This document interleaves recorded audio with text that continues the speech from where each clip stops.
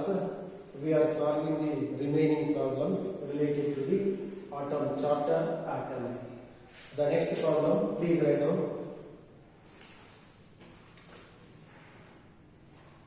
Calculate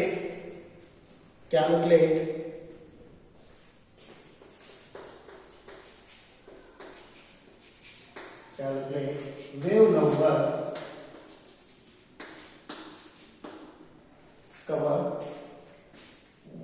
wavelength and frequency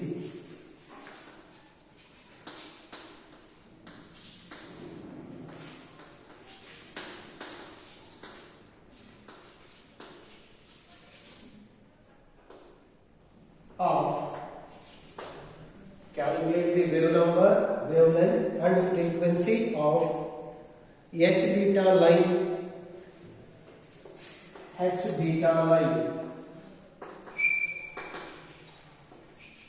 of hydrogen spectrum. H beta line of hydrogen spectrum. Here the R value, Rydberg constant value is given, that is 1.097 into 10 to the power of plus 7 per meter. Calculate the wave number, wavelength, frequency of H beta line of hydrogen spectrum. Students, we know that H alpha, H beta, H gamma lines, these comes under the Balmer series. For example, here we know that in Balmer series the N1 value is 2. Balmer series is the second series of the hydrogen spectrum. Here the N1 value is 2. N1 is 2. That means the electron come from higher orbit to the second orbit in Balmer series. If the electrons come from higher orbit 3, that is n is equal to 3 to n is equal to 2, that is called first line in Balmer series, that is also called H alpha line. First line in Balmer series is called H alpha line. If the electron come from n is equal to 4 to n is equal to 2, that is called second line in Balmer series, that is called H beta line. H alpha line andre Balmer series the first line. H beta line andre Balmer series the second line. Similarly, n is equal to 5 in the electron n is equal to 2 ಬರ್ತಾ ಇದೆ ಅಂದ್ರೆ ಅದು Balmer series ಆಗುತ್ತೆ. ಅದು third line ಆಗುತ್ತೆ. That third line is called H gamma line. First line, second line, third line are H alpha, H beta and H gamma lines in the Balmer series. In the Balmer series ಅಲ್ಲಿ first line, second line, third line ಗೆ names ಇದೆ. ಅದು H alpha, H beta, H gamma ಅಂತ. ಹಾಗಾಗಿ ನೀವು ಅರ್ಥ ಮಾಡ್ಕೊಂಡ್ರೆ ಈಗ H beta ಕೇಳ್ತಾ ಇರೋದು ಯಾವ ಲೈನ್ ಆಯ್ತು, ಸೆಕೆಂಡ್ ಲೈನ್. ಯಾವ ಸೀರೀಸ್ ಅಲ್ಲಿ ಅಂತ ಗೊತ್ತಿತ್ತು ನಿಮಗೆ, Balmer series ಅಂತ. ಅದೇ ತರ H gamma ಅಂದ್ರೆ ಥರ್ಡ್ ಲೈನ್ ಕೇಳ್ತಾ ಇರೋದು, ಫಸ್ಟ್ ಲೈನ್ ಅಂದ್ರೆ H alpha ಅಂತ. ಲಾಸ್ಟ್ ಲೈನ್ ಅಂದ್ರೆ ಅದಕ್ಕೆ ಏನಂತ ಕರೀತಾರೆ ಅಂತ ಗೊತ್ತಿದೆ ನಿಮಗೆ, series limit, last line are shortest wavelength ಅಂತ ಅದು ಗೊತ್ತಾಗಿದೆ ಪ್ರೀವಿಯಸ್ ಪ್ರಾಬ್ಲಮ್ಸ್ ಅಲ್ಲಿ. ಇಲ್ಲಿ ಈ ತರ ಡಿಫರೆನ್ಸ್ ಇದೆ. ಅವ್ರು ಯಾವ ಲೈನ್ ಅಂತ ಕ್ಲೂ ಈ ತರ ಕೊಡ್ತಾ ಇದ್ದಾರೆ. H beta ಲೈನ್ ಅಂದ್ರೆ ನೀವೇ ಅರ್ಥ ಮಾಡ್ಕೋಬೇಕು ಯಾವ H beta ಲೈನ್ ಅಂತ ನೋಡ್ಕೊಳ್ಳಿ. ಇನ್ನೊಂದು ಟೈಮ್ ಡಯಾಗ್ರಾಮ್ ನ ಫಾಲೋ ಮಾಡಿದ್ರೆ ನಿಮಗೆ ಗೊತ್ತಾಗುತ್ತೆ. For H beta line what is the n2 value? H beta line ಅಂದ್ರೆ ಎಲ್ಲಿಂದ ಬರಬೇಕು, ಸೆಕೆಂಡ್ ಲೈನ್ ಆಗಬೇಕು ಅಂದ್ರೆ ಈಗ N1 ಟು Balmer series ಅಂದ್ರೆ 2 ಬರಬೇಕು. ಈ 3 ಇಂದ ಬಂದ್ರೆ ಫಸ್ಟ್ ಲೈನ್ ಆಗುತ್ತೆ, H alpha ಲೈನ್ ಆಗುತ್ತೆ. 4 ಇಂದ 2 ಬಂದ್ರೆ ಅದು H beta ಲೈನ್ ಅಂದ್ರೆ ಸೆಕೆಂಡ್ ಲೈನ್. ಅಂದ್ರೆ N2 ವ್ಯಾಲ್ಯೂ ಎಷ್ಟು ಇರಬೇಕು, 4. ಡೈರೆಕ್ಟ್ ನಿಮಗೆ ಬರೀತಾ ಇದೆ ಅಷ್ಟೇ. ಅಲ್ಲಿಗೆ H beta ಅಂದ್ರೆ N2 is 4, N1 is 2. 3 ಇಂದ ಬಂದ್ರೆ ಫಸ್ಟ್ ಲೈನ್ ಅದು H alpha ಲೈನ್, 4 ಇಂದ 2 ಬಂದ್ರೆ ಸೆಕೆಂಡ್ ಲೈನ್ Balmer series ಆಗುತ್ತೆ, that is called H beta line. ಹಿಂಗೆ ನೀವು ಅರ್ಥ ಮಾಡ್ಕೊಂಡ್ರೆ ಚೇಂಜಸ್ ಇರುತ್ತೆ. H alpha ಮತ್ತೆ H beta ಕೇಳಬಹುದು, H beta ಮತ್ತೆ H gamma ಕೇಳಬಹುದು. ಈ ತರ ನೀವು ಅರ್ಥ ಮಾಡ್ಕೊಂಡಿದ್ರೆ ಸಬ್ಸ್ಟಿಟ್ಯೂಟ್ ಮಾಡ್ತೀರಾ. Wave number, wave length, wave frequency find out ಮಾಡೋ ಮೆಥಡ್ ಆಲ್ರೆಡಿ ನೀವು ಸಿಂಪ್ಲಿಫಿಕೇಶನ್ಸ್ ಅಲ್ಲಿ ನೋಡಿದ್ದೀರಾ ಪ್ರೀವಿಯಸ್ ಪ್ರಾಬ್ಲಮ್ಸ್ ಅಲ್ಲಿ. Just you have to follow the same formula and same calculation method, but only changing N1 and N2 values. Those values are substituted for the particular case. You guys get there for the solution. In that write down for h beta line, for h beta line, L1 is correct ಅರ್ಥ ಮಾಡ್ಕೊಳ್ಳಿ. h alpha h beta ನ ಬರೋದು ಯಾವ series? Bama series. Bama series ಅಂದ್ರೆ ಯಾವಾಗಲೂ L1 ಎಷ್ಟಾಗಿರುತ್ತೆ?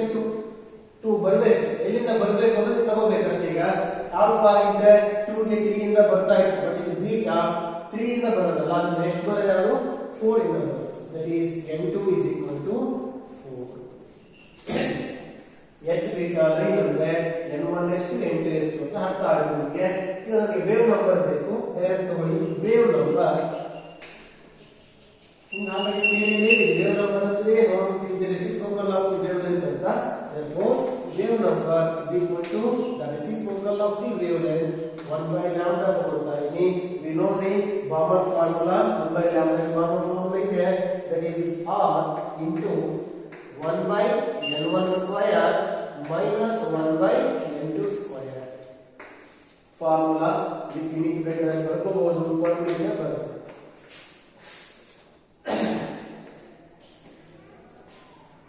just n1 n2 values ಕೊಟ್ಟಿದ್ರೆ ಸಾಕು. r value ಕೊಡ್ಲಿ ಬಿಡ್ಲಿ, because r is constant, ಆ value ಗೊತ್ತಿರಬೇಕು ನಿಮಗೆ. but in the r value is here given value, substitute ಮಾಡ್ಕೊಳ್ಳಿ. ಅದು ಎಷ್ಟು ಕೊಟ್ಟಿದ್ದಾರೆ ಅಷ್ಟೇನಾ. therefore wave number ನಮಗೆ ಬೇಕಾಗಿದೆ.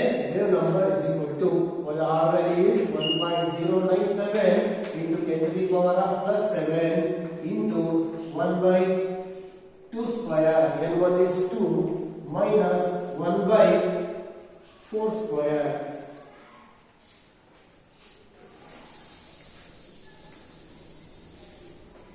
ನಿಮಗೆ ಬೇಕಾಗಿರೋದು wave length of the h beta line find out ಮಾಡ್ಕೊಳ್ಳಿ sir. Wave length, wave number and wave frequency.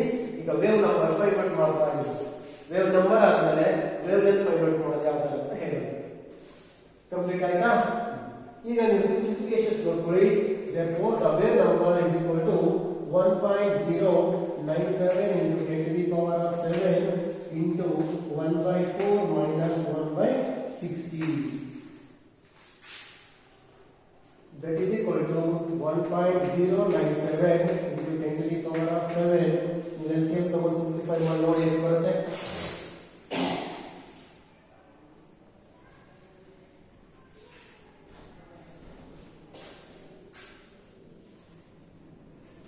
ನೀವು LCM ತಗೊಳ್ಳಿ, ಸಿಂಪ್ಲಿಫೈ ಮಾಡಿ. ನಾನು ಡೈರೆಕ್ಟ್ ಆನ್ಸರ್ ಬರೀತೀನಿ ನೋಡ್ಕೊಳ್ಳಿ. ನಿಮಗೆ LCM ತಗೊಳ್ಳೋಕೆ ಗೊತ್ತಿರುತ್ತೆ. LCM ತಗೊಳ್ತೀರಾ, ಗೊತ್ತಿರೋ ವ್ಯಾಲ್ಯೂಗೆ ಮಲ್ಟಿಪ್ಲೈ ಮಾಡಿ. Finally we get the value, that is wave number value is 2.057 into 10 to the power of 6 plus 6 per meter. We get the wave number value. h beta line wave number ಬಂದಿದೆ ನಮಗೆ. Next ನಾವು ಏನು find out ಮಾಡಬೇಕು ಅಂತ ಗೊತ್ತಿದ್ದಾರೆ. Wave length ಬೇಕು ನಮಗೆ. ಈಗ wave length find out ಮಾಡ್ಕೋಬೇಕು. ನಾನು ಈಸಿಯಾಗಿ ವೇವ್ ಲೆಂತ್ ಫೈಂಡ್ ಔಟ್ ಮಾಡಿದ್ರೆ ಆಲ್ರೆಡಿ ನೀವು ಪ್ರಾಬ್ಲಮ್ಸ್ ಮಾಡಿ. ವೇವ್ ಲೆಂತ್ ಡೈರೆಕ್ಟ್ ಕ್ಯಾಲ್ಕುಲೇಟ್ ಮಾಡಬೇಕು ಅಂದ್ರೆ ಏನು ಮಾಡ್ತೀರಾ? ವೇವ್ ನಂಬರ್ ರೆಸಿಪ್ರೋಕಲ್ ಆಗುತ್ತೆ. ಈ ರಿಲೇಷನ್ ನೋಡ್ಕೊಳ್ಳಿ. ವೇವ್ ನಂಬರ್ ಅಂದ್ರೆ ಏನು? Reciprocal of the wave length. ನನಗೆ ವೇವ್ ಲೆಂತ್ ಬೇಕು. therefore the ವೇವ್ ಲೆಂತ್ ಬೇಕು ಅಂದ್ರೆ ಏನು ಮಾಡ್ತೀರಾ? 1 by wave number, that is equal to 1 divided by reciprocal ತಗೊಳ್ಳೋದು ಅಷ್ಟೇ, ಏನಿಲ್ಲ. 2.057 into 10 to the power of 6. Simplify ಮಾಡ್ಕೊಳ್ಳಿ. the answer is 4.861 into 10 to the power of minus 7 meter. 10 to the power of minus 7. ನೀವು Armstrong ಬೇಕಾದ್ರೆ convert ಮಾಡ್ಕೋಬಹುದು. Power 10 to the power of minus 10 ಗೆ convert ಮಾಡ್ಕೊಳ್ಳಿ. that becomes 1 Armstrong. Wave number ಆಯ್ತು, wave length ಆಯ್ತು, wave frequency ಕೇಳಿದ್ದಾರೆ.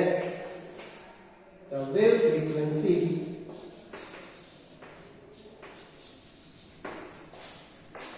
mu is equal to c by lambda. Already ನೀವು use ಮಾಡಿರೋ ರಿಲೇಷನ್ಸ್ ಇದೆಲ್ಲ ಪ್ರೀವಿಯಸ್ ಪ್ರಾಬ್ಲಮ್ಸ್ ಅಲ್ಲಿ.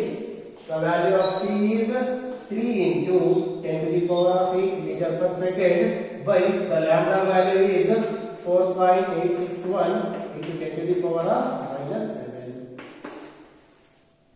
The answer is 6.171. 6.171 into 10 to the power of 14 hertz. 6.171 into 10 to the power of 14 hertz. ಅಂದ್ರೆ ನಿಮಗೆ wave number ಗೊತ್ತಿದ್ರೆ wave length calculate ಮಾಡ್ಕೊಂತೀರಾ, wave length ಗೊತ್ತಿದ್ರೆ wave frequency calculate ಮಾಡ್ತೀರಾ. ಹಾಗಾಗಿ ಈ ರಿಲೇಷನ್ಸ್ ಬಗ್ಗೆ ಸ್ವಲ್ಪ ನಿಮ್ಗೆ ಗಮನ ಇರಬೇಕು. ಈ ರಿಲೇಷನ್ಸ್ ನೀವು ಐಡೆಂಟಿಫೈ ಮಾಡ್ತೀರಾ, ಪರ್ಫೆಕ್ಟ್ ಆಗಿ ಮೆಮೊರೈಸ್ ಮಾಡ್ಕೊಳ್ತೀರಾ ಅಂದ್ರೆ ಸಬ್ಸ್ಟಿಟ್ಯೂಷನ್ ಆರ್ ಸಿಂಪ್ಲಿಫಿಕೇಶನ್ಸ್ ನಿಮಗೆ ಬಂದೇ ಬರುತ್ತೆ.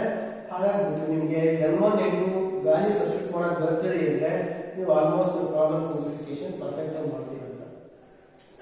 n1 n2 ನಾವು ಡೈರೆಕ್ಟ್ ಕೊಡ್ತಾ ಇರಲ್ಲ, ಅವರು ವೇಸ್ ಬೇರೆ ಬೇರೆ ವೇವ್ ಹೇಳ್ತಾರೆ. ಅದು ಫಸ್ಟ್ ಲೈನ್ ಲಾಸ್ಟ್ ಲೈನ್ ಅಂತ ತಗೊಂಡು ಹೇಳ್ಬೋದು, ಮಿನಿಮಮ್ ಮ್ಯಾಕ್ಸಿಮಮ್ ಹೇಳ್ಬೋದು, ಇಲ್ಲ ಈ ತರ ಬಾಂಬರ್ ಸೀರೀಸ್ ಅಂದ್ರೆ h alpha h beta h gamma ತರನು ಅವ್ರು ಕೇಳಿರ್ತಾರೆ ಕ್ವೆಶ್ಚನ್ಸ್ ಅಲ್ಲಿ ನೋಡ್ಕೊಂಡಿರ್ತಾರೆ.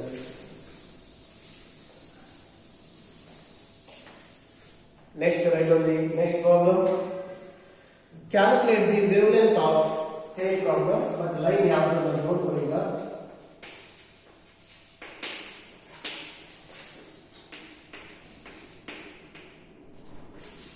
ನೀವು ನೋಡ್ಕೊಳ್ಳಿ. ಈಗ ವೇವ್ ಲೆಂತ್ ಕೇಳಿದ್ರೆ ವೇವ್ ನಂಬರ್ ಕೇಳಿದ್ರೆ ವೇವ್ ಫ್ರೀಕ್ವೆನ್ಸಿ, ಈ ತರ ಕ್ಯಾಲ್ಕುಲೇಟ್ ಮಾಡೋ ಮೆಥಡ್ ಒಂದು ಗೊತ್ತಿದೆ ಅಂದ್ರೆ ನೀವು ಅದನ್ನ ಫಾಲೋ ಮಾಡ್ತಾ ಹೋಗ್ಬೋದು. Calculate the wave length of h alpha line. और ये कहता है सिंप्लिफिकेशन ना minus.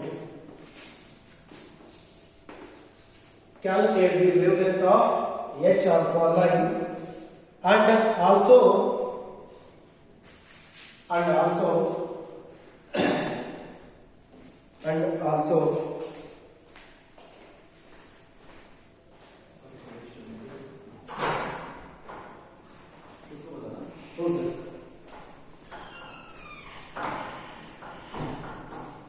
calculate the wavelength of h alpha line and also Balmer series limit.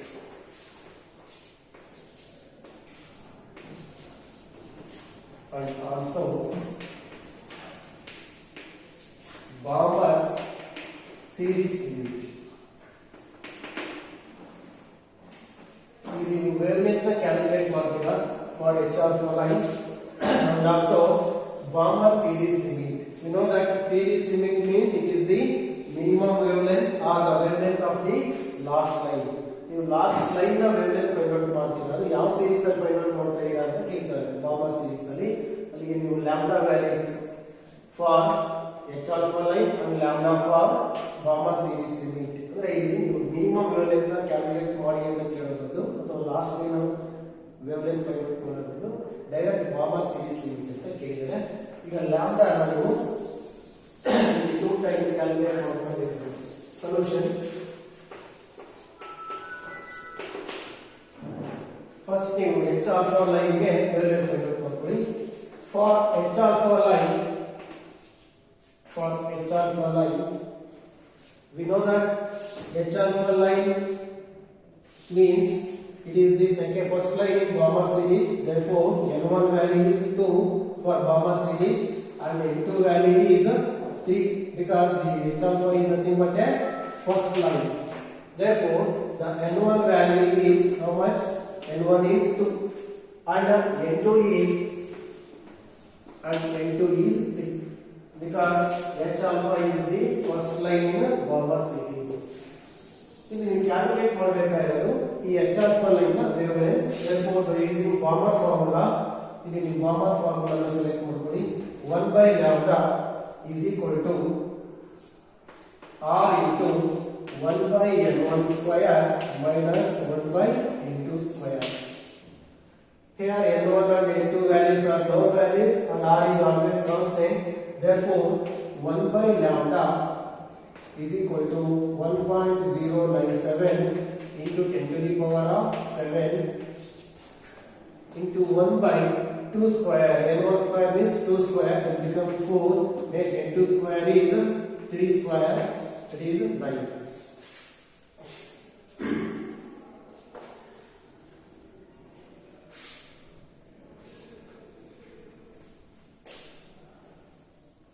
after simplification finally we get the lambda value in the simplification method ಗೊತ್ತಿದೆ LCM ತಗೊಂಡು simplify ಮಾಡ್ಕೊಳ್ಳಿ next multiply with the r value ಜೊತೆ multiply ಮಾಡಿ ನಿಮಗೆ actually ಬರೋದು 1 by lambda value ಈ 1 by lambda value ನ reciprocal calculate ಮಾಡಿದ್ರೆ ನಿಮಗೆ ಫೈನಲ್ ಆನ್ಸರ್ ಸಿಗುತ್ತೆ ಸಿಂಪ್ಲಿಫಿಕೇಶನ್ ಮೆಥಡ್ಸ್ ನಿಮಗೆ ಪ್ರೀವಿಯಸ್ ಪ್ರಾಬ್ಲಮ್ಸ್ ಅಲ್ಲಿ ಗೊತ್ತಿದೆ ಅದಕ್ಕೆ ನಾನು ಡೈರೆಕ್ಟ್ ಸಬ್ಸ್ಟಿಟ್ಯೂಟ್ ಮಾಡ್ತೀನಿ ಆನ್ಸರ್ ಬರೀತಾ ಇದ್ದೀನಿ ನೋಡಿ the answer is 6.563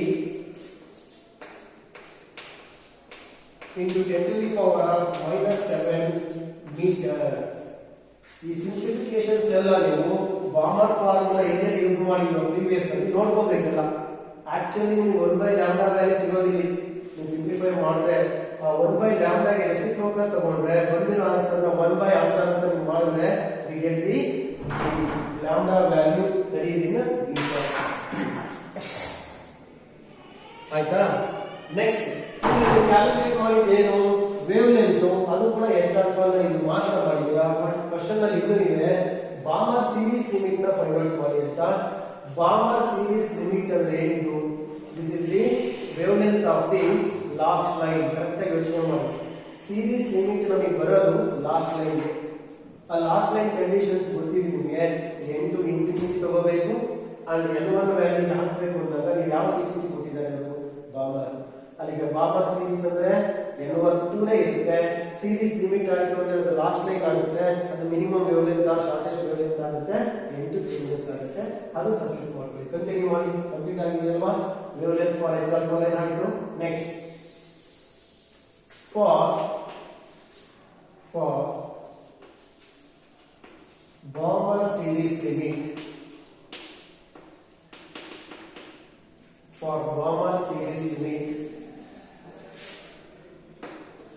n1 is n1 Balmer alwa second series 2 n2 ಯಾವುದು ಹಾಕಬೇಕು series limit ಅಂದ್ರೆ last line or shortest wavelength line ಆಗುತ್ತೆ ಇಲ್ಲಿ ನೋಡಿ ಬಾಮರ್ ಸೀರೀಸ್ ಗೆ ಏನು ಗೊತ್ತಿದೆ ಸೀರೀಸ್ ಲಿಮಿಟ್ ಅಂದ್ರೆ n2 infinity ಅಲ್ಲಿ wavelength ಫೈಂಡ್ ಔಟ್ ಮಾಡಿ ಅಂತ ಹಾಕ್ತಾ ಇದ್ದು therefore ಸೇಮ್ ಫಾರ್ಮುಲಾ ಯೂಸ್ ಮಾಡ್ಕೊಂಡು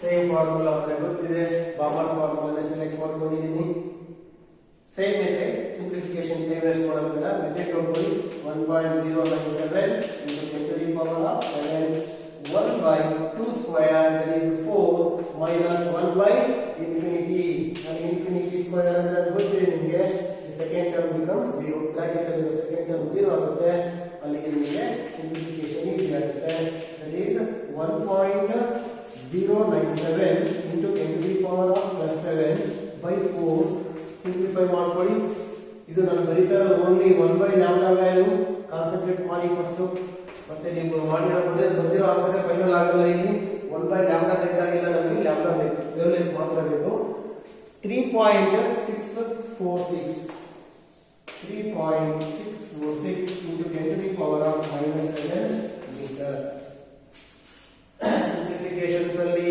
ಬರೋದು ವೇವ್ ಲೆಂತ್ ಅಲ್ಲ reciprocal of the wave length ಅದನ್ನ ನೀವು ಫೈಂಡ್ ಔಟ್ ಮಾಡಬೇಕು ಅಂದ್ರೆ ಆನ್ಸರ್ ಬೈ 1 by ಆನ್ಸರ್ ಮಾಡಿದ್ರೆ ಮಾತ್ರ ನಿಮಗೆ ಫೈನಲ್ ಆನ್ಸರ್ ಬರುತ್ತೆ ಅಲ್ಲಿಗೆ ನಿಮಗೆ ಕೇಳೋ ಮೆಥಡ್ಸ್ ಅರ್ಥ ಮಾಡಿಸ್ತಾ ಇಲ್ಲ ಅಷ್ಟೇ ಎಲ್ಲ ಮಾಡ್ತೀರಾ ನೀವು ಪ್ರಾಬ್ಲಮ್ ಸಿಂಪ್ಲಿಫಿಕೇಶನ್ ಯಾವ ತರ ಕೇಳಬಹುದು ವೇವ್ ಲೆಂತ್ ಯಾವ್ಯಾವ ತರ ಕೇಳ್ತಾ ಇದೆ ಸೀರೀಸ್ ಲಿಮಿಟ್ ನ ಯಾವ ತರ ಕೇಳಬಹುದು ಅದು ಬಾಮರ್ ಸೀರೀಸ್ ಲಿಮಿಟ್ ಅಂದ್ರೆ ಇದು ಫಾರ್ ಎಕ್ಸಾಂಪಲ್ ಇದೇ ಪ್ರಾಬ್ಲಮ್ ನ ಫ್ಯಾಷನ್ ಸೀರೀಸ್ ಲಿಮಿಟ್ ಅಂತ ಕೇಳ್ತಾರಪ್ಪ ಏನ್ ಮಾಡಬೇಕು ಚೇಂಜ್ ಲೈಮನ್ ಬಾಮರ್ ನೆಕ್ಸ್ಟ್ ಬರೋದು ಯಾರು fashion series bracket series fund series ಹಂಗೆ ನೋಡ್ಕೋಬೇಕು ಅಲ್ಲಿ ನಿಮಗೆ ಸೀರೀಸ್ ಚೇಂಜ್ ಮಾಡಿದ್ರೆ ಏನಾಗುತ್ತೆ ಅಂದ್ರೆ n1 ವ್ಯಾಲ್ಯೂ ಚೇಂಜಸ್ ಆಗುತ್ತೆ ಸೀರೀಸ್ ಲಿಮಿಟ್ ಅಂದ್ರೆ n ಇನ್ಫಿನಿಟಿ ಇರುತ್ತೆ ಅಲ್ಲಿಗೆ ಲೈಮನ್ ಸೀರೀಸ್ ಲಿಮಿಟ್ ಅಂತ ಕೇಳಿದ್ರೆ n1 ಏನಾಗುತ್ತೆ 1 ಆಗುತ್ತೆ ಸೀರೀಸ್ ಲಿಮಿಟ್ ಇರೋದ್ರಿಂದ n ಇನ್ಫಿನಿಟಿ ಇರುತ್ತೆ ಸಿಂಪ್ಲಿಫಿಕೇಶನ್ ಮಾಡ್ತೀವಿ ಆಯ್ತಲ್ಲ ಈ ತರ ನೋಡ್ಕೊಂಡಾಗ ಮಾತ್ರ ನೀವು ಪ್ರಾಬ್ಲಮ್ಸ್ ನ ಪರ್ಫೆಕ್ಟ್ ಆಗಿ ಅಟೆಂಡ್ ಮಾಡಬಹುದು ಪ್ರಾಬ್ಲಮ್ಸ್ ಈಸಿನೇ ಇರುತ್ತೆ ಬಟ್ ಸ್ವಲ್ಪ ಟ್ವಿಸ್ಟ್ ಮಾಡಿರ್ತಾರೆ ಅದನ್ನ ನೋಡ್ಕೊಂಡು ನೀವು ಅಟೆಂಡ್ ಮಾಡಿದ್ರೆ ಈಸಿಯಾಗಿ ನಿಮಗೆ ಮಾರ್ಕ್ಸ್ ಸಿಗುತ್ತೆ Next one,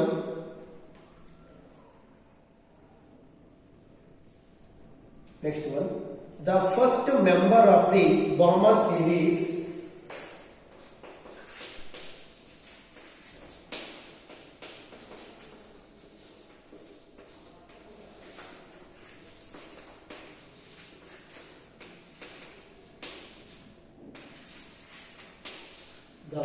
member of the bomber series of hydrogen atom has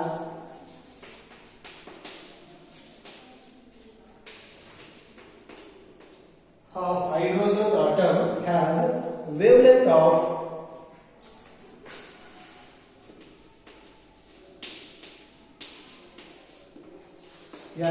wavelength of 6563 angstrom. SI ಇಲ್ಲ ಮೀಟರ್ ಅಲ್ಲಿ ಇಲ್ಲ wavelength ನೋಡ್ಕೋಬೇಕು ಇದನ್ನ angstrom. Please stop.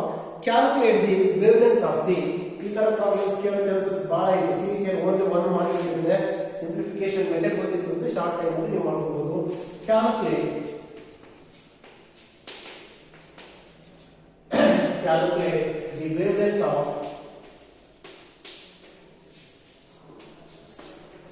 Calculate the wavelength of second member.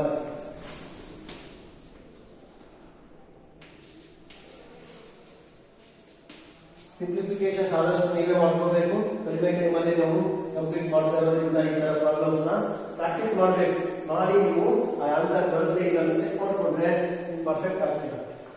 Calculate the second member, wavelength of the second member, and ಸ್ವಲ್ಪ extra additional ಆಗಿ ಏನಾದರೂ ಕೇಳಿದ್ರೆ ಕೇಳಬಹುದು. and frequency of this series,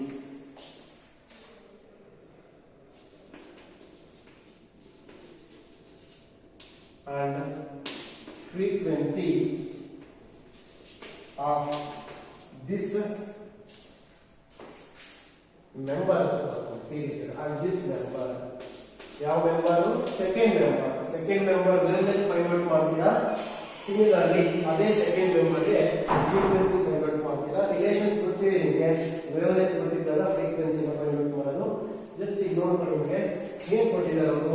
first member in bomber series has wavelength 6563 angstrom.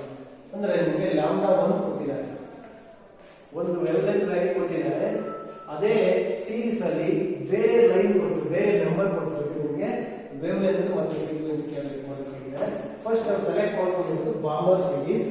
For Balmer series the N1 value is 2. N1 ಗೊತ್ತಿದೆ. First number ಅಂತ ತಗೊಂಡಿದ್ದಾರೆ ಅಂತ first line ಅಂತ ಅರ್ಥ. ಅಲ್ಲಿಗೆ ಫಸ್ಟ್ ಲೈನ್ ಅಂದ್ರೆ ಯಾವ ತಗೋಬೇಕು ನೀವು? N2 value is 3. ಇದು first number or first line in bomber series. Next ಇನ್ನೊಂದು ತಗೊಂಡಿದ್ದಾರೆ ಸೆಕೆಂಡ್ ನಂಬರ್ ಅಂದ್ರೆ ಏನು ಚೇಂಜಸ್ ಆಗುತ್ತೆ? N1 is same bomber series, that is N1 value is 2. second member means N2 is 4. ನಿಮಗೆ ಥರ್ಡ್ ಆರ್ಬಿಟ್ ಇಂದ second orbit ಬಂದ್ರೆ first number ಆಗುತ್ತೆ bomber series. ಇದು ಫೋರ್ತ್ ಆರ್ಬಿಟ್ ಇಂದ ಸೆಕೆಂಡ್ ಆರ್ಬಿಟ್ ಎಲೆಕ್ಟ್ರಾನ್ ಟ್ರಾನ್ಸಿಷನ್ ಅಂದ್ರೆ ಸೆಕೆಂಡ್ ನಂಬರ್ ಆಗುತ್ತೆ. ಅಲ್ಲಿ conditions clear ಆಗುತ್ತೆ. ಸೆಕೆಂಡ್ ನಂಬರ್ ಮತ್ತೆ ಫಸ್ಟ್ ನಂಬರ್ಗೆ N1 and N2 ವ್ಯಾಲ್ಯೂಸ್, ಈ ವ್ಯಾಲ್ಯೂಸ್ ಕೊಟ್ಟಿದ್ದಾರೆ ಸರಿ. ಮತ್ತೆ ಈ ತರ ಟ್ರಾನ್ಸಿಷನ್ ಆದ್ಮೇಲೆ ಫಸ್ಟ್ ಮೆಂಬರ್ ಟ್ರಾನ್ಸಿಷನ್ ಆದಾಗ ನಮಗೆ ಲ್ಯಾಂಬ್ಡಾ 1 ಏನು ಬರುತ್ತಲ್ವಾ ಅದರ ವ್ಯಾಲ್ಯೂ ಕೊಟ್ಟಿದ್ದಾರೆ. That is 6563 angstrom. ನೀವು ಕ್ಯಾಲ್ಕುಲೇಟ್ ಮಾಡಬೇಕಾಗಿರೋದು lambda 2, that is the wavelength of the second member ನ ವೇವ್ಲೆಂತ್ ಕ್ಯಾಲ್ಕುಲೇಟ್ ಮಾಡಬೇಕು. And also the frequency, second member ನ ಫ್ರೀಕ್ವೆನ್ಸಿ ಕ್ಯಾಲ್ಕುಲೇಟ್ ಮಾಡಬೇಕು. ವೇವ್ಲೆಂತ್ ಗೊತ್ತಾದ್ಮೇಲೆ ಫ್ರೀಕ್ವೆನ್ಸಿ ಕ್ಯಾಲ್ಕುಲೇಟ್ ಮಾಡೋದು ಈಸಿ. ಬಟ್ ಮೆಥಡ್ ನೋಡ್ಕೊಳ್ಳಿ, ಸಿಟಿಎಲ್ ಅಲ್ಲಿ ಸ್ಕೇಲ್ ಇದೆ. ಜಸ್ಟ್ ನೀವು ಒಂದು ವೇವ್ಲೆಂತ್ ಕೊಟ್ಟಾಗ ಒಂದು ಲೈನ್ ಇಂದು ಇನ್ನೊಂದು ಲೈನ್ ವೇವ್ಲೆಂತ್ ಯಾವ ತರ ಕ್ಯಾಲ್ಕುಲೇಟ್ ಮಾಡಬೇಕು ಅಂತ ನೋಡ್ಕೊಳ್ಳಿ. ಫಸ್ಟ್ ಏನು ಸೊಲ್ಯೂಷನ್. ಫಸ್ಟ್ ಯಾವ ನಂಬರ್ ಕೊಟ್ಟಿದ್ದಾರೆ ಅದ್ರ ಬಗ್ಗೆ ನೀವು ಬರ್ಕೋಬೇಕು. For first member of bomber series, for first member of the bomber series, N1 ಎಷ್ಟಿರುತ್ತೆ bomber series ಅಂದ್ರೆ 2. bomber series ಅಲ್ಲಿ ಫಸ್ಟ್ member ಏನಂತ ಕರೆಯಬಹುದು? That is also called H alpha line ಅಂತ ಕೊಡಬಹುದಾಗಿತ್ತು. ಅದೇ ತರ second member or second line H beta ಅಂತ ಕೊಡಬಹುದಾಗಿತ್ತು. Previous problems ಅಲ್ಲಿ ಅದನ್ನೇ ಇತ್ತು. ಇಲ್ಲಿ ಕೊಟ್ಟಿದ್ದಾರೆ ಫಸ್ಟ್ member ಅಂತ. ಹಾಗಾಗಿ N2 is bomber series, N1 is 2, N2 is ತಗೋಬೇಕು ಅದರ ಮೇಲೆ ಫಸ್ಟ್ ಲೈನ್ ಅಂದ್ರೆ 2ಗೆ 3 ನಲ್ಲಿ ಎಲೆಕ್ಟ್ರಾನ್ ಟ್ರಾನ್ಸಿಷನ್ ಆಗುತ್ತೆ. ಈಗ ನೀವು ಫೈಂಡ್ ಔಟ್ ಮಾಡಬೇಕಾಗಿರೋದು ಲ್ಯಾಂಬ್ಡಾ 2, ಬಟ್ ಲ್ಯಾಂಬ್ಡಾ 2 ಗೊತ್ತಿರಬೇಕು ಅಂದ್ರೆ ಲ್ಯಾಂಬ್ಡಾ 1 ನಿಮಗೆ ಕೊಟ್ಟಿದ್ದಾರೆ. therefore ಲ್ಯಾಂಬ್ಡಾ 1 ಎಷ್ಟು ಕೊಟ್ಟಿದ್ದಾರೆ ನೋಡ್ಕೊಳ್ಳಿ, 6563 ಆಂಗ್ಸ್ಟ್ರಾಮ್. ಕನ್ವರ್ಟ್ ಮಾಡ್ಕೊಳ್ಳಿ SI ಗೆ. ಇಲ್ಲ ಸರ್ ಹಿಂಗೆ ಇದೆ ಅಂದ್ರೆ ನಿಮಗೆ ಆನ್ಸರ್ ಆಂಗ್ಸ್ಟ್ರಾಮ್ ಅಂತ ಬರುತ್ತೆ. ಲ್ಯಾಂಬ್ಡಾ 1 ನೀವು ಯಾವಾಗ ನೋಡ್ತಿರ್ತೀರೋ ಲ್ಯಾಂಬ್ಡಾ 2 ಅದೇ ಆನ್ಸರ್ ಬರುತ್ತೆ. ಬಂದ ಮೇಲೆ ಬೇಕಾದ್ರೆ ಕನ್ವರ್ಟ್ ಮಾಡ್ಕೋಬಹುದು ನೀವು. therefore 1 by lambda 1 is equal to r into 1 by n1 square minus 1 by n2 square. r ಗೆ ಸಬ್ಸ್ಟಿಟ್ಯೂಟ್ ಮಾಡಬಾರ್ದು.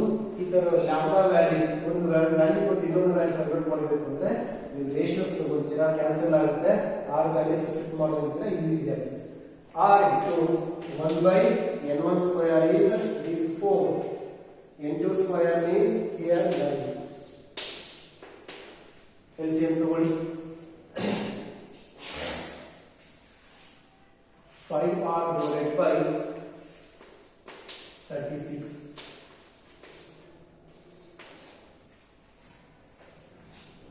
Simplify ಮಾಡಿದ್ರೆ 5r divided by 36 ಆಗುತ್ತೆ.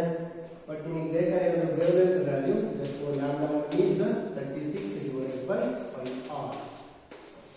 Equation number 1. ಈ ಮೆಥಡ್ ಫಾಲೋ ಮಾಡಬೇಕು. ವೇವ್ಲೆಂತ್ ಸರ್ ಲ್ಯಾಂಬ್ಡಾ 1 ಗೊತ್ತಿದೆ, ಸಬ್ಸ್ಟಿಟ್ಯೂಟ್ ಮಾಡಬೇಕಾ? ನೆಕ್ಸ್ಟ್ ರೇಷಿಯೋಸ್ ಅಲ್ಲಿ substitute ಮಾಡಬೇಕು, ಫೈನಲ್ ಅಲ್ಲಿ ಸಬ್ಸ್ಟಿಟ್ಯೂಟ್ ಮಾಡಬೇಕು. ಜಸ್ಟ್ ನೀವು ಇದೊಂದು ಈಕ್ವೇಷನ್ 1 ಬರುತ್ತೆ.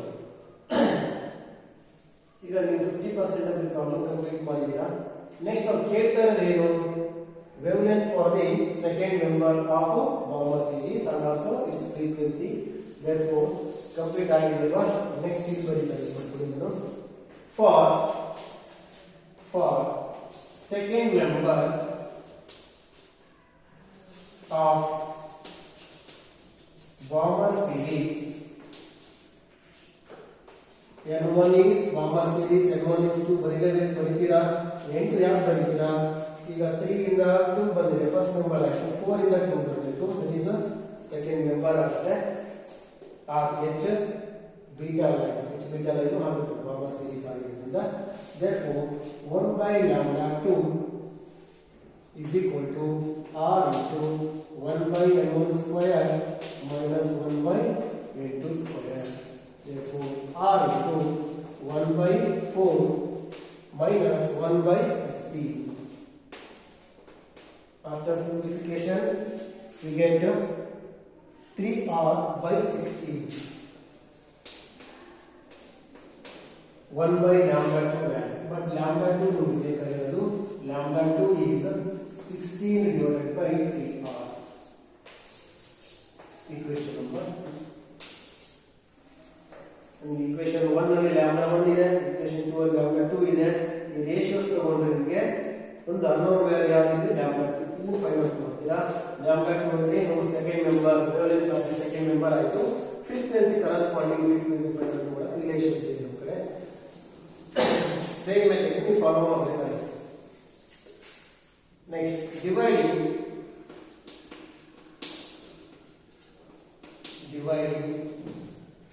equation 2 by equation 1, that is left side we get lambda 2 in equation number 2, equation number 1 lambda 1, that is equal to 3r by 16 divided by 3r into lambda 1 value ಏನಿದೆ ಅದರ reciprocal ತಗೊಳ್ಳಿ.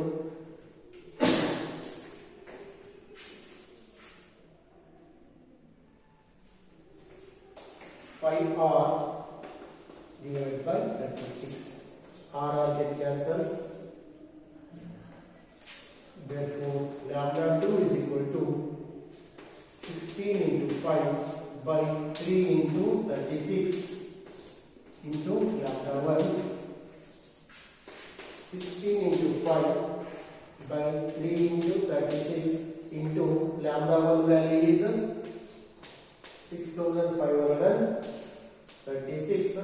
63 Angstrom. Finally we get the lambda 2 value. the wavelength of the second member, that is 4861 Armstrong. ಈ method follow ಮಾಡಿದ್ರೆ easy ಆಗುತ್ತೆ. Wavelength ಒಂದು line wavelength ಕೊಟ್ಟು ಇನ್ನೊಂದು line ಯಾವ್ದಾದ್ರು ಆಗಿರಲಿ ನಿಮಗೆ N1 N2 ವ್ಯಾಲ್ಯೂಸ್ ಮಾತ್ರ ಚೇಂಜಸ್ ಆಗುತ್ತೆ. ಆ N1 N2 ವ್ಯಾಲ್ಯೂಸ್ ಸಬ್ಸ್ಟಿಟ್ಯೂಟ್ ಮಾಡಿ ಈ ಮೆಥಡ್ ಫಾಲೋ ಮಾಡಿದ್ರೆ ನಿಮಗೆ ಅನದರ್ ವೇವ್ಲೆಂತ್ ಫೈಂಡ್ ಔಟ್ ಮಾಡೋಕೆ ಈಸಿ ಆಗುತ್ತೆ. ಬಟ್ ಇಲ್ಲಿ ನೋಡ್ಕೊಳ್ಳಿ, ನೀವು ಇಲ್ಲಿವರೆಗೂ ಮಾಡಿದ್ರೆ ವೇವ್ಲೆಂತ್ ಮಾತ್ರ ಫೈಂಡ್ ಔಟ್ ಮಾಡಿದ್ದೀರಾ, ಕರೆಸ್ಪಾಂಡಿಂಗ್ ಫ್ರೀಕ್ವೆನ್ಸಿನೂ ಕೇಳಿದ್ದಾರೆ. ಹಾಗಾಗಿ ನಿಮಗೆ λ2 ವ್ಯಾಲ್ಯೂ ಎಷ್ಟಿದೆ ಈಗ 4861 ಆರ್ಮ್ಸ್ಟ್ರಾಂಗ್ ಇದೆ. ಅದು ಕರೆಸ್ಪಾಂಡಿಂಗ್ ವ್ಯಾಲ್ಯೂ ಫೈಂಡ್ ಔಟ್ ಮಾಡಬೇಕು. ಫ್ರೀಕ್ವೆನ್ಸಿ ಅಂದ್ರೆ ಬರ್ಕೊಳ್ಳಿ, frequency is equal to c by lambda, that is mu2 ಅಂತ ತಗೊಳ್ಳಿ. mu2 is equal to c by lambda 2. c is constant, 3 into 10 to the power of 8 whole divided by 4861 Armstrong. Armstrong ನ ನೀವು SI convert ಮಾಡ್ಕೊಳ್ಳೇಬೇಕು. It is metre ಗೆ 10 to the power of -10 meter. Therefore finally we get the frequency of the second number in Balmer series, that is 0.617 into 10 to the power of 15 hertz.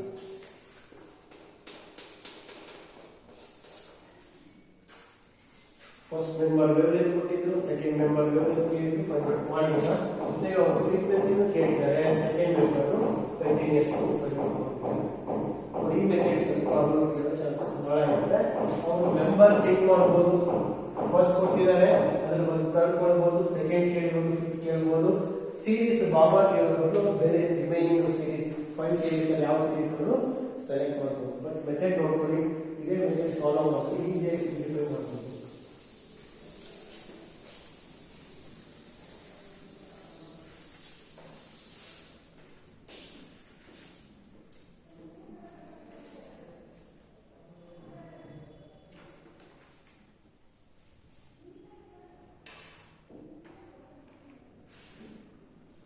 Next problem, calculate the Rydberg constant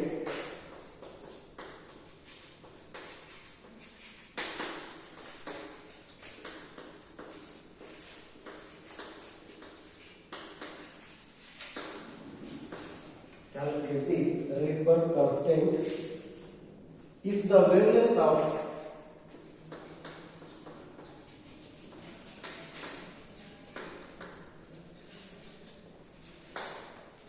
wavelength of the first member of Lyman series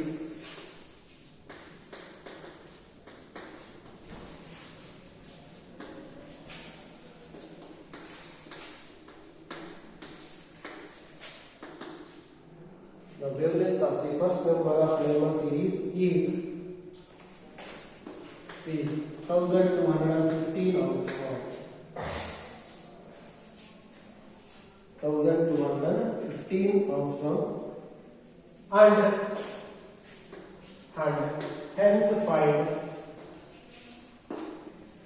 and hence find the wavelength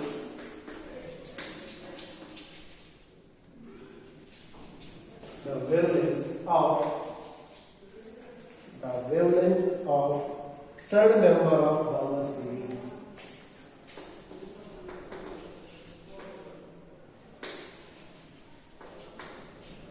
Third member of Balmer series. ನೋಡ್ಕೊಳ್ಳಿ, ಒಂದೇ problem ಅಲ್ಲಿ ನೀವು 2 series ಗೆ value substitute ಮಾಡಬೇಕು. That is Lyman and Balmer series. Lyman series ಮತ್ತೆ Balmer series ಅಲ್ಲಿ ಯಾವ line ಕೊಟ್ಟಿದ್ದಾರೆ ಅಂತ ನೋಡ್ಕೋಬೇಕು, ಮತ್ತೆ ವೇವ್ಲೆಂತ್ ಯಾವ್ದು ಕೊಟ್ಟಿದ್ದಾರೆ ಮತ್ತೆ ಹೇಗೆ ಫೈಂಡ್ ಔಟ್ ಮಾಡಬೇಕು ಅಂತ ನೀವು ನೋಡಿ ಸಬ್ಸ್ಟಿಟ್ಯೂಟ್ ಮಾಡ್ಕೋಬೇಕಾಗಿ. ಅರ್ಥ ಆಗ್ತಾ ಹೇಳಿದ್ದು ನಿಮಗೆ ರಿಡ್ಬರ್ಗ್ ಕಾನ್ಸ್ಟೆಂಟ್ ಫೈಂಡ್ ಔಟ್ ಮಾಡಬೇಕು. ಫಸ್ಟ್ ಕೇಸ್ ಅಲ್ಲಿ ರಿಡ್ಬರ್ಗ್ ಕಾನ್ಸ್ಟೆಂಟ್ ಫೈಂಡ್ ಔಟ್ ಮಾಡಬೇಕು, Lyman series conditions ಹಾಕೊಂಡ್ಬಿಟ್ಟು.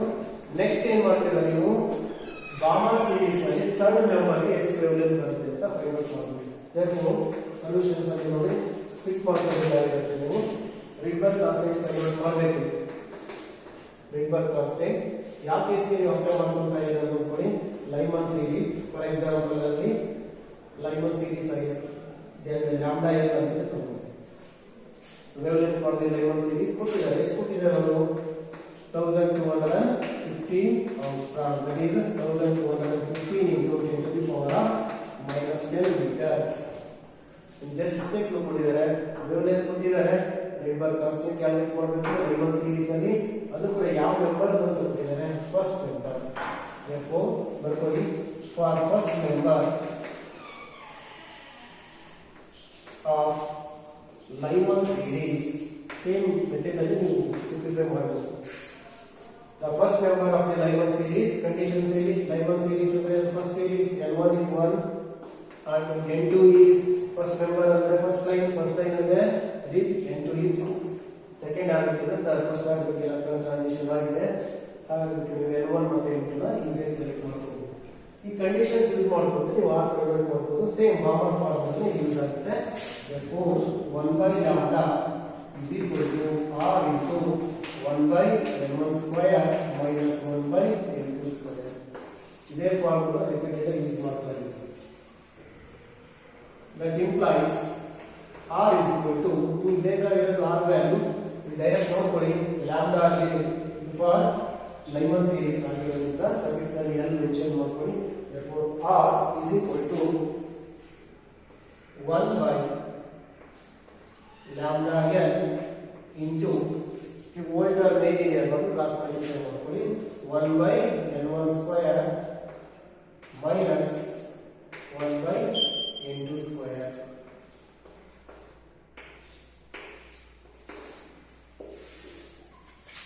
One divided by 1215 into 10 to the power of minus 10 into 1 by n1 is 1 square, that is 1 by 2 square, that is 1 by 4. Finally we get the r value, that is 1.097 into 10 to the power of plus 7 per meter.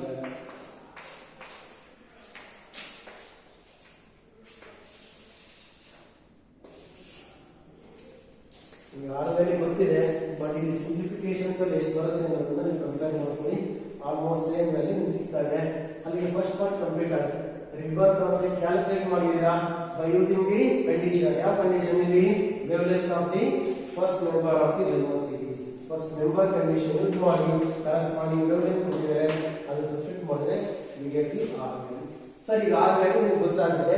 ಇದೇ problem ಅಲ್ಲಿ continue ಮಾಡ್ತಾ ಇದೆ. And hence find the wavelength of the third member. ಇದು already ನಿಮಗೆ repeat ಆಗಿರೋ problems ಏನು, wavelength ನ find out ಮಾಡಬೇಕು. ಥರ್ಡ್ ಮೆಂಬರ್ ಅದು ಯಾವ ಸೀರೀಸ್ ಅಲ್ಲಿ, Lyman series ಅಲ್ಲಿ ಅಲ್ಲ, ಯಾಕಂದ್ರೆ ಸೀರೀಸ್ ಚೇಂಜ್ ಮಾಡ್ತಾ ಇದ್ದೀವಿ. It is Balmer series. Conditions apply ಮಾಡಿ ಬಾಮರ್ ಫಾರ್ಮುಲಾ ಯೂಸ್ ಮಾಡಿಕೊಂಡು we can find the lambda value for third member.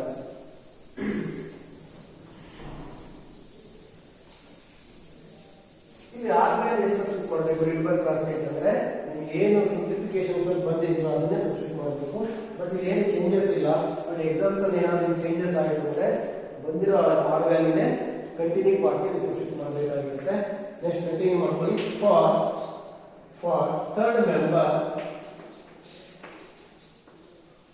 First part ಮುಗಿದಿದೆ ಅಷ್ಟೇ, ಆರ್ ಫೈಂಡ್ ಔಟ್ ಮಾಡೋದು. Second part for third member of ಯಾವ series ತಗೊಂಡಿದ್ದಾರೆ ಅವರು, Balmer series. For third member of Balmer series, n1 is ಗೊತ್ತಿದೆ ನಿಮಗೆ. Balmer series ನ second series, that is n1 is 2 and n2 is think ಮಾಡಿ ಎಲ್ಲಿಂದ ಬಂದ್ರೆ ಥರ್ಡ್ ಲೈನ್ ಆಗುತ್ತೆ, 3 ಇಂದ ಬಂದ್ರೆ ಫಸ್ಟ್ ಲೈನ್, 4 ಇಂದ ಬಂದ್ರೆ ಸೆಕೆಂಡ್ ಲೈನ್, 5th ಆರ್ಬಿಟ್ ಇಂದ ಬರುತ್ತೆ. ಇದಕ್ಕೆ ಯಾವ ಲೈನ್ ಅಂತ ಕರೀತೀವಿ Balmer series ಅಲ್ಲಿ, ಥರ್ಡ್ ಲೈನ್ ಗೆ H gamma ಲೈನ್ ಅಂತ ಕರೀತಾರೆ. H gamma line is nothing but a third line in Balmer series. Therefore n2 is 5. ಈಗ ನಿಮಗೆ ಬೇಕಾಗಿರೋ ವೇವ್ಲೆಂತ್ ಫೈಂಡ್ ಔಟ್ ಮಾಡ್ತಾ ಇದ್ದಾರೆ, that is lambda 1 by lambda for Balmer series. Suffix ಅಲ್ಲಿ ನಿಮಗೆ ಈಸಿ ಆಗಿ ಐಡೆಂಟಿಫೈ ಮಾಡಿ ಯಾವ ಸೀರೀಸ್ ಅಂತ ಗೊತ್ತಾಗುತ್ತೆ. is equal to r into 1 by n1 square minus 1 by n2 square.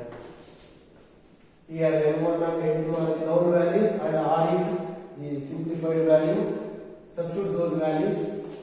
Therefore 1.097 into 10 to the power of 7 into 1 by 4 minus 1 by 25. After simplification, we get the lambda, the wavelength of the Balmer series, that is 4.341 into 10 to the power of minus 7 meter. ನೋಡಿ ಇಲ್ಲಿ ಎರಡು problem ಇದೆ, separate ಆಗಿ ಪರ್ಸ್ ಮಾಡಿದ್ದಾರೆ, ಅದೇ values use ಮಾಡ್ಬೋದು. R values 4.341 into 10 to the power of minus 7 meter.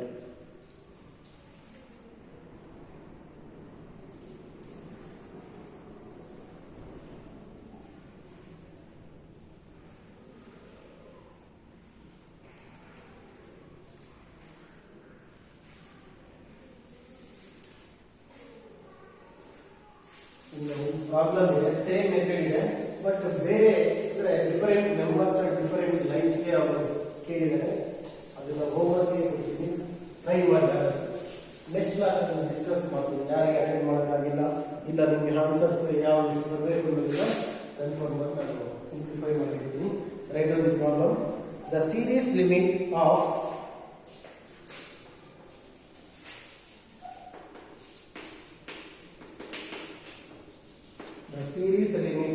hydrogen spectrum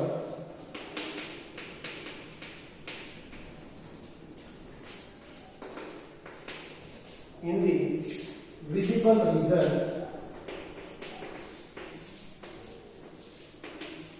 the series limit of hydrogen spectrum in the visible region is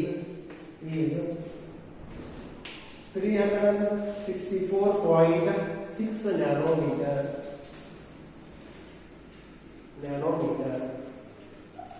Calculate the longest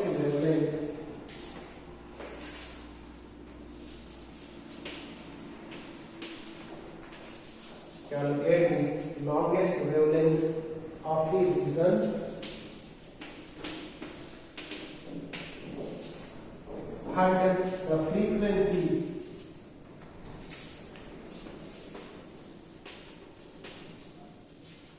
and the frequency of the corresponding line.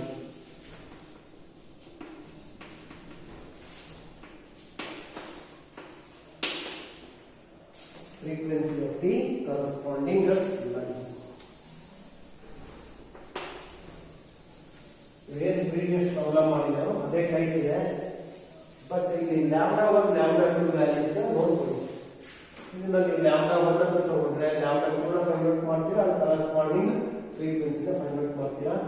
But ಇದು line ನೋಡ್ಕೊಳ್ಳಿ, ಯಾವ line ಕೇಳಿದ್ದಾರೆ ಅಂತ, visible region ಅಂತ ಕೇಳ್ತಾರೆ. ಅಲ್ಲಿ series limit ಅಂದ್ರೆ ಯಾವ ಸೀರೀಸ್ ಲಿಮಿಟ್ ಅಂದ್ರೆ ಲಾಸ್ಟ್ ಲೈನ್ ಲಿಮಿಟ್ ತಗೋಬೇಕು, ಅರ್ಥ ಆಗ್ತಿಲ್ವಾ? ವಿಸಿಬಲ್ ರೀಜನ್ ಅಲ್ಲಿ ಅಂತ ಕೇಳ್ತಾ ಇದ್ದಾರೆ. ಯಾವ ಸೀರೀಸ್ ಆಗುತ್ತೆ ವಿಸಿಬಲ್ ರೀಜನ್ ಅನ್ನೋದು? ಬಾಮರ್ ಸೀರೀಸ್ ಗೊತ್ತಿರಬೇಕು. ಲೈಮನ್ ಸೀರೀಸ್, ಅಲ್ಟ್ರಾವೈಲೆಟ್ ರೀಜನ್ ಅಂದ್ರೆ ಲೈಮನ್ ಸೀರೀಸ್ ಅಂತ ಅರ್ಥ. ವಿಸಿಬಲ್ ರೀಜನ್ ಅಂದ್ರೆ Balmer series. Similarly infrared region ಅಂದ್ರೆ ನಿಯರ್, ಮಿಡಲ್ ಅಂಡ್ ಫಾರ್ ಅಂತ ಕೊಟ್ಟಾಗ ನೀವು ಪರ್ಟಿಕ್ಯುಲರ್ ರೀಜನ್ ಸೆಲೆಕ್ಟ್ ಮಾಡ್ಕೋಬಹುದು. ಬಟ್ ಇಲ್ಲಿ ವಿಸಿಬಲ್ ಅಂತ ಕೊಟ್ಟಿದ್ದಾರೆ ತಕ್ಷಣ it comes under Balmer series. Balmer series ಗೆ ಬರೋ ವೇವ್ಲೆಂತ್ ನಮಗೆ ವಿಸಿಬಲ್ ರೀಜನ್ ಅಷ್ಟೇ ಇರುತ್ತೆ. ಹಾಗಾಗಿ ಫಸ್ಟ್ ನಿಮಗೆ ಸೀರೀಸ್ ಯಾವುದು ಅಂತ ಗೊತ್ತಾಗಬೇಕು. ಇದು ಯಾವ ಸೀರೀಸ್ ಬರೋದು? ಅಲ್ಲಿ ಬಾಮರ್ ಸೀರೀಸ್ ಅಲ್ಲಿ ಲಾಸ್ಟ್ ಲೈನ್ ಗೆ ವೇವ್ಲೆಂತ್ ಕೊಟ್ಟಿದ್ದಾರೆ. ನೀವೇನ್ ಮಾಡಬೇಕು? Wavelength of the same region ಅಂದ್ರೆ ಬಾಮರ್ ಸೀರೀಸ್ ಅನ್ನು ತಗೋಬೇಕು. ಬಾಮರ್ ಸೀರೀಸ್ ಲಾಂಗೆಸ್ಟ್ ವೇವ್ಲೆಂತ್ ಅಂದ್ರೆ ಫಸ್ಟ್ ಲೈನ್. ಇಲ್ಲಿ ಕನ್ಫ್ಯೂಸ್ ಮಾಡ್ಕೊಳ್ಳಿ. ಸೀರೀಸ್ ಕೊಡೋದಕ್ಕೆ ರೀಸನ್ ಕೊಟ್ಟಿದ್ದಾರೆ, ನೀವು ಕರೆಸ್ಪಾಂಡಿಂಗ್ ಸೀರೀಸ್ ಯಾವುದು ಅಂತ ಐಡೆಂಟಿಫೈ ಮಾಡ್ಕೋಬೇಕು. ಲಾಂಗೆಸ್ಟ್ ವೇವ್ಲೆಂತ್ ಅಂತ ಕೊಟ್ಟಿದ್ದಾರೆ. ಲಾಂಗೆಸ್ಟ್ ವೇವ್ಲೆಂತ್ ಅಂತ ಯಾವುದು ಅಂತ ಕೊಡ್ತೀರಾ, ಇಷ್ಟು ನೋಡ್ಕೊಂಡ್ರೆ ಅರ್ಥ ಆಗುತ್ತೆ. Visible region Balmer series longest wavelength ಅಂದ್ರೆ ಫಸ್ಟ್ ಲೈನ್. ಅಲ್ಲಿ ನಿಮ್ಗೆ ಇಷ್ಟು ಕ್ಲಿಯರ್ ಆಗಿರುತ್ತೆ. ಪ್ರಾಬ್ಲಮ್ ಅಲ್ಲಿ ಯಾವುದೇ ಡೌಟ್ಸ್ ಇರಲ್ಲ. ವೇವ್ಲೆಂತ್ ನೋಡ್ಕೊಳ್ಳಿ, ಆಂಗ್ಸ್ಟ್ರಾಂಗ್ ಅಲ್ಲಿ ಇಲ್ಲ, ನ್ಯಾನೋಮೀಟರ್ ಇದೆ, that is 10 to the power of -9 ಅಂತ ಹಾಕೊಳ್ಳಿ. ಸಿಂಪ್ಲಿಫಿಕೇಶನ್ ಆದ್ರೆ ಮಾಡಿ. ಇಲ್ಲ ನೆಕ್ಸ್ಟ್ ಪ್ರಾಬ್ಲಮ್ ನೆಕ್ಸ್ಟ್ ಕ್ಲಾಸ್ ಅಲ್ಲಿ ಇದೇ ಪ್ರಾಬ್ಲಮ್ ನಾನು ಎಕ್ಸ್ಪ್ಲೈನ್ ಮಾಡಿ ನಿಮಗೆ ಎಷ್ಟು ಆನ್ಸರ್ ಬರಬೇಕಾಗುತ್ತೆ ಅಂತ ಹೇಳ್ತೀನಿ. ಇಷ್ಟನ್ನ ನೀವು ಪ್ರಾಕ್ಟೀಸ್ ಮಾಡಿದ್ರೆ ಮಾತ್ರನೇ ನೆಕ್ಸ್ಟ್ ನೀವು ಸಿಇಟಿ ಪ್ರಾಬ್ಲಮ್ಸ್ ಡಿಸ್ಕಸ್ ಮಾಡೋದಕ್ಕೆ ಈಸಿ ಆಗುತ್ತೆ. ಬಟ್ ಇದೇ ಬೇಸಿಸ್ ಮೇಲೆ ಸಿಇಟಿ ಪ್ರಾಬ್ಲಮ್ಸ್ ಇರೋ ಚಾನ್ಸಸ್ ಇರುತ್ತೆ. ಹಾಗಾಗಿ ಪ್ರಾಕ್ಟೀಸ್ ಮಾಡ್ತಾ ಇರಬೇಕು, ಬಹಳ ಟೈಮ್ ಇರುತ್ತೆ. ಇನ್ನು 3 to 4 ಪ್ರಾಬ್ಲಮ್ಸ್ ಇರ್ಬೋದು. ಒಂದು 10 to 20 ಮಿನಿಟ್ಸ್ ಅಲ್ಲಿ ನೆಕ್ಸ್ಟ್ ಕ್ಲಾಸ್ ಕಂಪ್ಲೀಟ್ ಮಾಡ್ತೀನಿ. Thank you students.